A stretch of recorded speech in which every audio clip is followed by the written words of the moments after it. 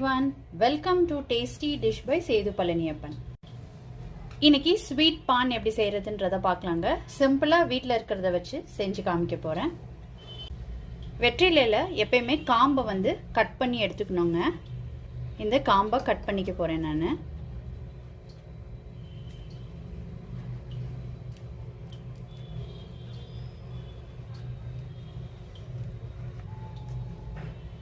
இந்த மாதிரி எல்லாத்துக்கும் கட் பண்ணிக்கலாம்.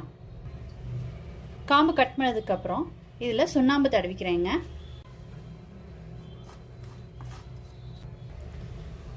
அடுத்து இதுல பாக்கு போட்டுக்கிறேங்க.